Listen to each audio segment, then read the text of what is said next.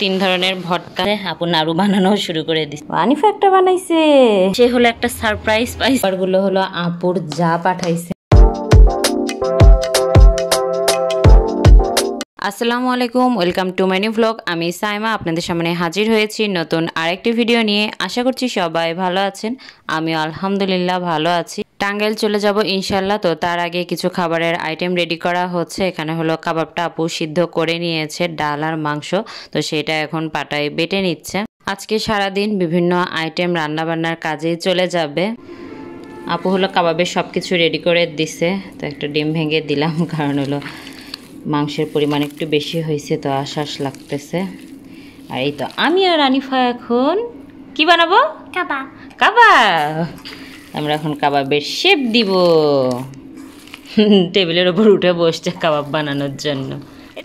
নাও কাবাব বানাও, হাত ক্লিন করে আসছো এই জন্য। হ্যাঁ নাও, এরকম করে করে গোল করো। অল্প অল্প করে নাও, ওটা বেশি হয়ে গেছে। হ্যাঁ একটু কম করে নাও। হ্যাঁ হ্যাঁ একটু রেখে দাও। এই যে দুই হাত দিয়ে এরকম করো।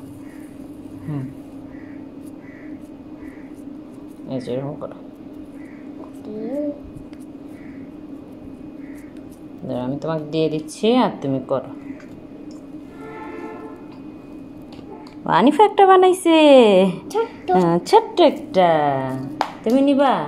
না ওটাই না। না, এটা হাতে নিয়ে গোল গোল শেপ করো। দেখি আনিফা কোনটা বানাইছে। এইটা বানাইছে। হ্যাঁ এখন কোনটা বানাইছে দেখি আম্মু। ওয়াও সুন্দর হয়েছে। নাও রাখো।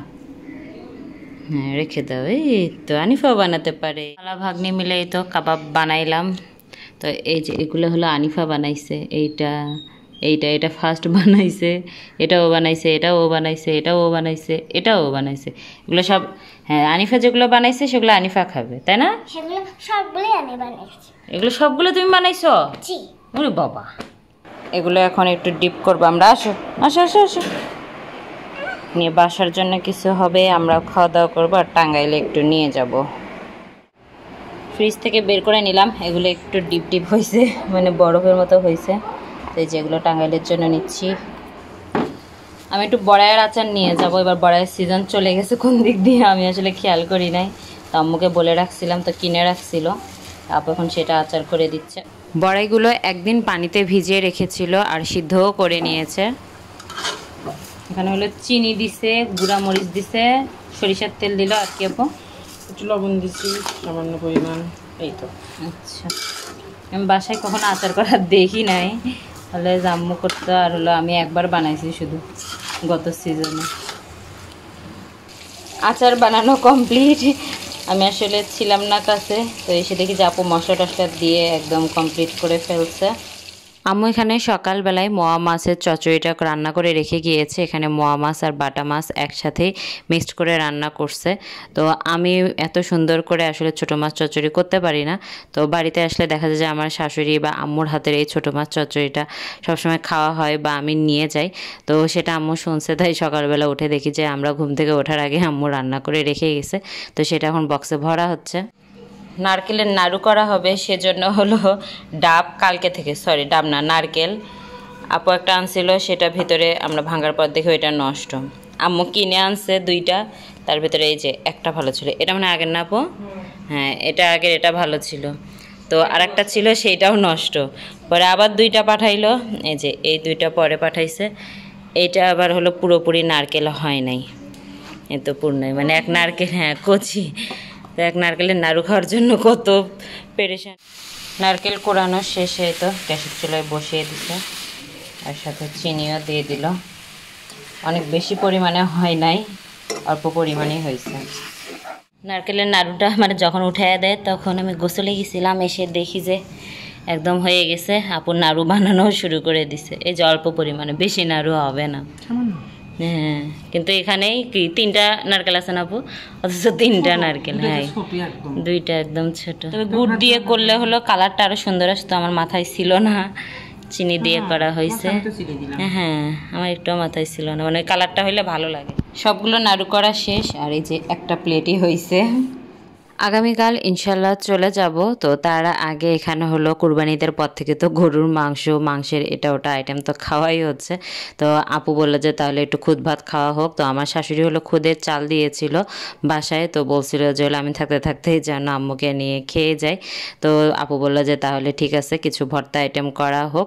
তো এখানে মোয়া মাছের মাথাটা পটলের ছালটা দিয়ে সেটা ভেজে নিয়েছে একদম পুরোপুরি। আর এখানে হলো টাকি মাছের ভর্তা, সেটাও রেডি করে নিছে, মানে দুইটা আইটেমই রেডি। তো টাকি মাছের ভর্তাটা আপু হলো বেটে নিচ্ছে, এটাকে আমাদের অঞ্চলে গড়াই মাছও বলে অনেকেই। জি গরম গরম এই যে খুদ ভাত রেডি। খুদ ভাতের সাথে হলো 3 ধরনের ভর্তা, এটা হলো আলু ভর্তা, এটা হলো মোয়া মাছের মাথা ভর্তা, আর এটা হলো টাকি মাছের ভর্তা। খুদ ভাত ভর্তা দিয়ে খেতে তো ভালো লাগে, কিন্তু এই খুদ ভাতটা মানে খুদের যে চালটা সেটা ক্লিন করাটা অনেক কষ্ট, অনেক বড় পাথর থাকে, অনেক কিছু থাকে, ময়লা থাকে। তো দেখা যায় যে ভালোভাবে ক্লিন করলেও খাওয়ার সময় অনেক সময় মাঝে মাঝে 1-2টা করে পাথর দাঁতে পড়ে। তো এই ভর্তা দিয়ে কিন্তু খেতে ভালো লাগে। তো অনেক দিন পরই এইরকম খুদ ভাত দিয়ে ভর্তার আয়োজন করা হচ্ছে বাসায়। আর সাথে দেখে আপু একটু ঘিও দিয়ে দিচ্ছে। এমন গরম গরম খুদ ভাত সাথে ঘি, লেবু আর ভর্তা খেতে কিন্তু ভীষণ মজা লাগে। কারো যদি ফেভারিট হয়ে থাকে তাহলে কমেন্ট করে জানাতে পারেন। The next day.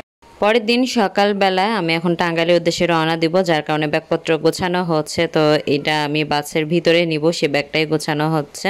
আপু হলো এখানে একটু আমার জন্য রুটিও করে দিয়েছে, যেন যে 2-3 দিন রুটি বানানোর ঝামেলা না থাকে। আর এই তো রিক্সা মামাও চলে আসছে। তো আম্মু ভাগ্নি সব ব্যাগপত্র নিয়ে রিক্সাতে যাবে, আমি আর আপু হেঁটে হেঁটে যাব। হাঁটতে হাঁটতে চলে আসলাম কাউন্টারে, যে রাস্তার অবস্থা অনেক খারাপ। আল্লাহ হাফিজ বলে দেন তাম্মু। আল্লাহ হাফিজ, ইনশাল্লাহ আবার দেখা হবে।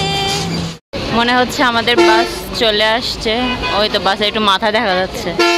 ভাবছিলাম আমাদের বাস, পরে দেখি না এটা যে কোন সময়ের বাস। এই তো এইবার মনে হচ্ছে যে আমাদের বাস আসছে, এই বাসই হওয়ার কথা। আয় বাবা, মানে দাঁড়ানোর মতো ভালো জায়গা নেই, এত অবস্থা খারাপ। এটাই মনে হচ্ছে। বাস বেশিক্ষণ লেট করে নাই, ইন টাইমে চলে আসছে। তো বাসে উঠে বসে আছি। তো এই যে আম্মু আর আপু তারা একটু কান্নাকাটি করতেছে, বিদায়ের সময় আসলে এরকমই হয়। তো হলো ভাগ্নি হলো আমাকে খোঁজার ট্রাই করতেছিল, যেহেতু জানালা অফ, তো বুঝতে পারতেছিল না। তো বোঝার পরে একটু টাটা দিয়ে দিল। তো আপু ইনশাল্লাহ আগামীকাল চলে যাবে শ্বশুর বাড়ি, আমাদের বাসা একদম ফাঁকা হয়ে যাবে। আমি বাসায় গেলে যে কয়দিন থাকি, আপু সে কয়দিন থাকে, তারপর দিনে ও চলে যায়। তো এই তো আজকের আবহাওয়াটা মানে কি বলবো, 2 দিন হলো এত গরম ছিল বাসায় যে ঘুমাইতে পারি নাই, এত বিশ্রী রকমের গরম। তো ফুড ভিলেজে এসে দেখি যে এখানে আবার হলো বৃষ্টি হচ্ছে। তো আমরা সবাই দাঁড়ায় আছি যাত্রা বিরতিতে, আমাদের এখনো সময় হয় নাই।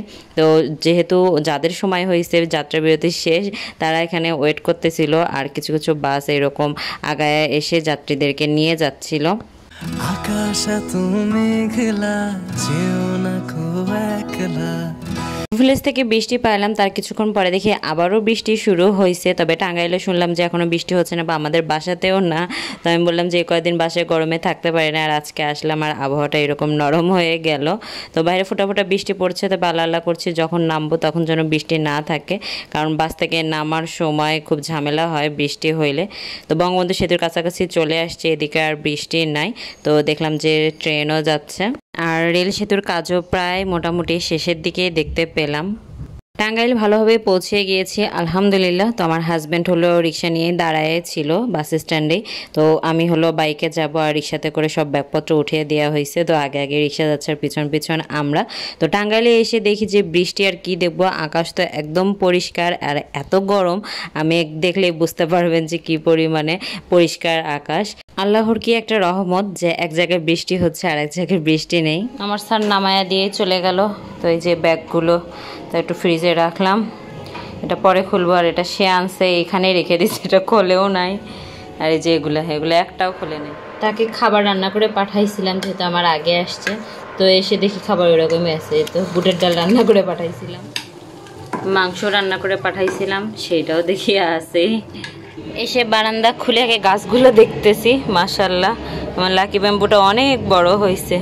আর একদিন মনে হয় গাছে পানি দিচ্ছে, এই যে সব শুকনা। আর যে গরম, এসে হলো একটা সারপ্রাইজ পাইছি। আমার হাজব্যান্ড হলো বাড়ি থেকেই নাকি এই যে এই গোলাপ গাছটা আনছে। তো এই কয়দিন এনে ও সময় সুযোগ কিছু পায় না, যেরকম ছিল সেরকমই রেখে দিছে। আল্লাহ জানে কি হবে। দেখি এটা একটু পটে ভরাইতে হবে। বেশ কিছুদিন ইনশাল্লাহ রান্নাবান্না করতে হবে না, খাবার সব ফ্রিজে রাখলাম। আর এই 3টা বাটি, এগুলোতে আসলে আমি শুনছি কিন্তু দেখি নাই, তো এখন বের করতেছি। প্রথমে এই বাটিটা বের করি।